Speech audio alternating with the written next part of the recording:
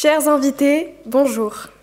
Nous sommes les éco-délégués du lycée français de Séville et nous sommes enchantés de pouvoir vous accueillir notre ville autour d'un thème qui nous paraît assez important, la sobriété numérique. En effet, cette année, nous avons fait le choix de choisir 3 objectifs de l'agenda 2030 de l'ONU pour orienter notre travail d'éco-délégués. Avec nos camarades, nous avons choisi l'objectif numéro 1 qui s'agit de la bonne santé et du bien-être, l'objectif numéro 3 qui s'agit de pas de pauvreté, et enfin l'objectif numéro 12, consommation et production responsable. Nous avons demandé aux autres éco-délégués du réseau MLF et voici une synthèse. Grâce aux rencontres numériques de cette année, nous pouvons faire le lien entre l'écologie et le numérique. Nous pouvons nous demander en quoi la sobriété numérique participe-t-elle à la consommation, à l'utilisation et production plus éco-responsable. Quels sont les bénéfices pour les établissements? Nous nous sommes donc interrogés sur nos pratiques au lycée, et notamment sur la gestion de stockage des données. Comme à Séville, beaucoup de lycées utilisent Google Drive ou le cloud. Nous savons que stocker en ligne des données fait tourner des serveurs et consomme de l'énergie. Existe-t-il d'autres façons de faire?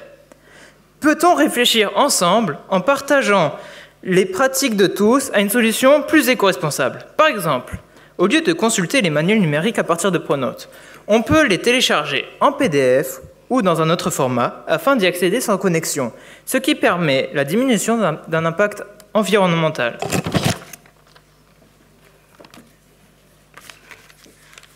Nous avons aussi demandé à nos camarades quel était leur navigateur de recherche qu'ils utilisaient. Qui parmi vous connaît Ecosia?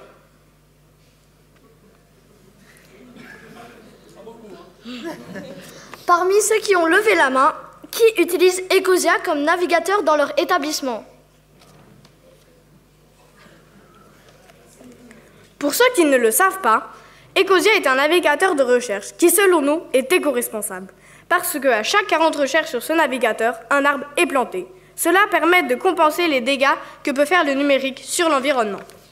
Nous souhaitons donc que Ecosia soit le moteur de recherche par défaut de tous nos établissements sur les ordinateurs. Dans mon lycée, nous avons besoin de communiquer tout au long de la journée. Nous nous sommes donc demandé comment font les autres écoles pour communiquer.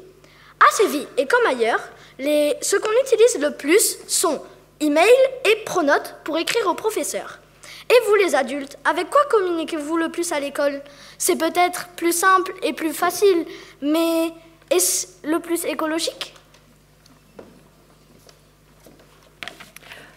En ce qui concerne l'ordinateur, nous, au LFS, nous avons tous un ordinateur de travail à partir de la 6e. Mais quelquefois, on ne sait pas trop comment l'utiliser. On voudrait s'en servir de la manière la plus éco-responsable possible. Nous souhaitons une réelle formation à l'utilisation responsable du numérique. Dans tous les lycées qui nous ont répondu, les ordinateurs en panne sont réparés par un service informatique du lycée. Mais nous, on veut savoir réparer notre ordinateur. En sachant le réparer, on prolongera la durée de vie en ne l'abîmant pas. De plus, cela participera à la protection de la planète, économie d'énergie fossile, réduction de la pollution de transport, etc. Enfin, il existe des lycées qui ont des systèmes qui permettent d'éteindre leur ordinateur à partir d'une certaine heure et d'autres lycées qui limitent leur temps d'usage. Peut-être qu'on pourrait tous adopter les mêmes pratiques éco-responsables.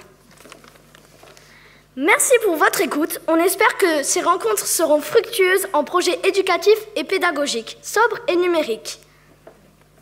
Passez une bonne semaine du numérique. Place à la batucada.